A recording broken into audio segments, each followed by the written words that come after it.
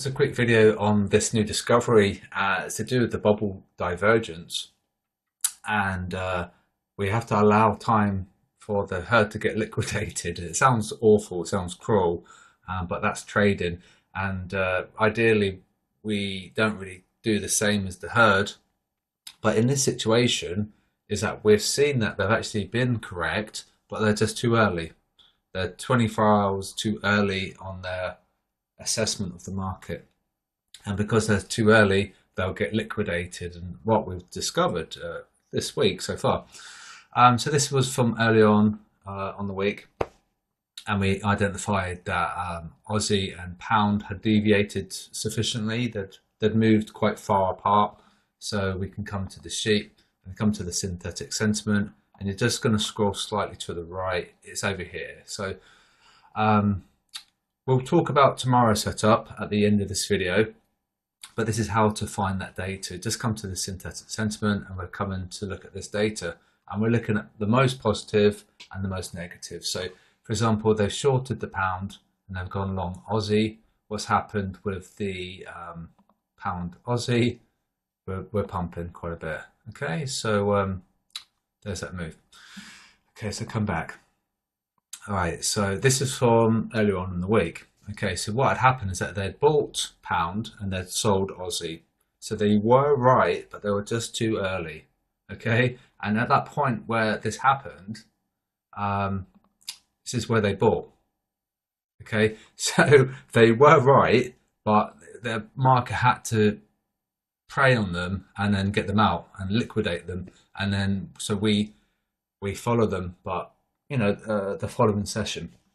So they bought up here, price really came down strongly and it got them out, and then we just simply got the trigger to go long, and up we go.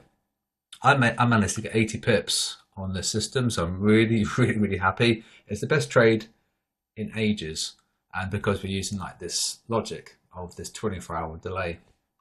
Okay, so that's how you identify the table and where to find it. It's on the sheet, it's on the synthetic sentiment. So they were right, but they're just too early, basically. And that's it in a nutshell. But so when you see something here, don't enter now. Right, what we're going to do, because if you enter now, it's probably going to be too late. So we're looking for tomorrow. Okay, so come back here. So you don't really want to be buying up here. Zoom out a bit. You can see we're coming up to some resistance. All right. See? So I don't know if you want to be buying into resistance. So that's the thing about the sheet, is that we can use this data as it is, but why don't we use it for future forecasting? And this is what this new system does. So that's that, okay? And yeah. So scroll down. So, you know, they decided to buy pound and sell Aussie. So this is that data there. Okay, so they had gone long pound and they shorted Aussie. And they bought at the worst possible place. They bought there, and price fell quite strongly and quite scary as well. And they probably would have had to exit with losses. And if they held on, there would be a significant drawdown, and it would probably go into their break even. It looks like that's going to happen, doesn't it? So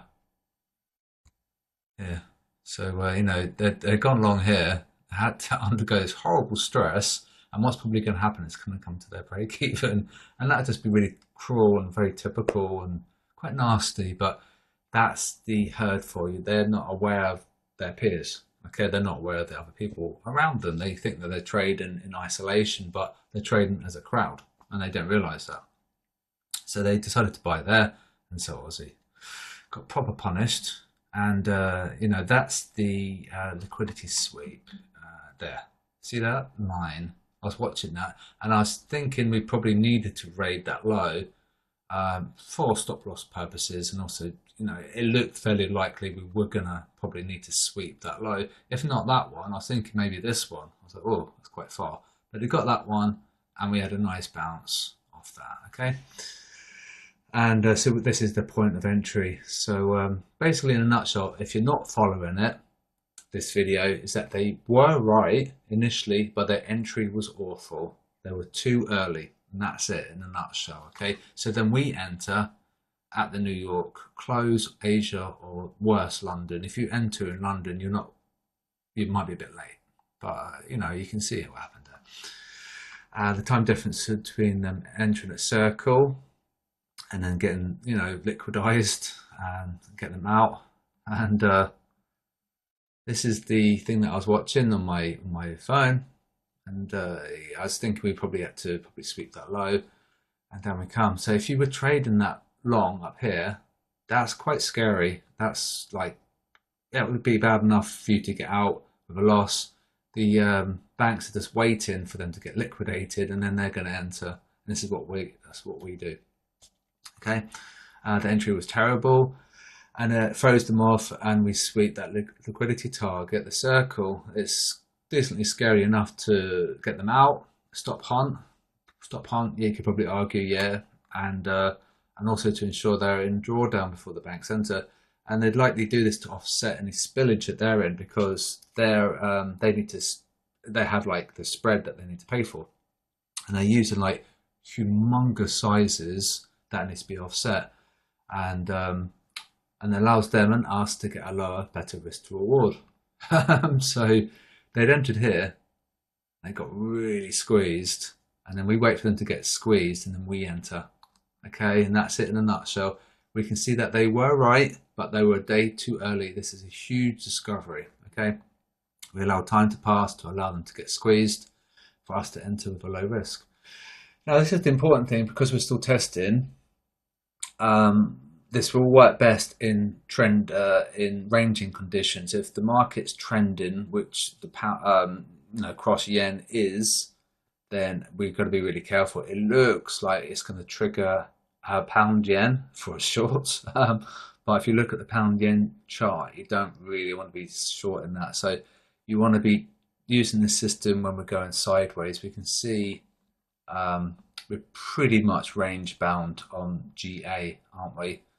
We are within that range, and we're probably going to chop in that big range. So it works fantastic if we're doing anything like this, but if we're doing something like this, we're not ranging, we're trending on pound yen. So it's very, very, very important that the system works when we're going sideways. So if we're doing this, you know, like, it's just going absolutely bonkers. We've overcome that as well. Maybe some resistance at 246, but that's quite a way away. And then the next one is 205, and then the ultimate one, 207. So that's just a quick one on the caveat.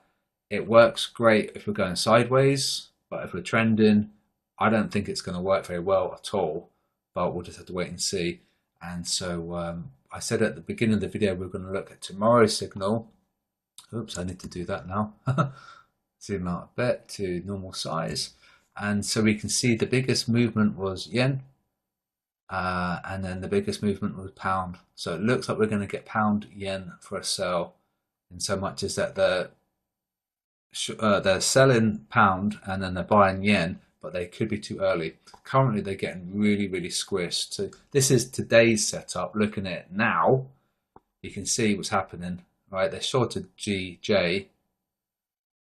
It's absolutely ludicrous that they would do that. But then we assume that they're going to be a day too early, and then we're going to enter short. Maybe this could be a good place. Perhaps if we go below that, it could be a good one. You see, potentially we could do something like this. Come to paint. It'd be something like this. We could look. So if we do get the pound yen, and we're looking for something like this, you know, something like this to sell there because of that. But we've got a long way before we break that low. Yeah, thanks, Steve. Yeah, it's quite a discovery. The fact that they were right, but they're just too early, and that's the huge discovery that we've made in the Quantity B system. So remember, we've got a 14-day free trial. It's ongoing, so it doesn't necessarily start Monday. It just starts whenever you apply. So you could apply for it on a Friday, and it'll be 2 weeks from that date. I recommend giving the sheet a trial, And with this system, you should be able to make some good profits as well. And to think that they were right initially, but they're just too early. And it's just the ultimate cruelty. And it explains why things go to your break even. Let's see. And now it's going to tease them at their break even. See, because they've gone long here.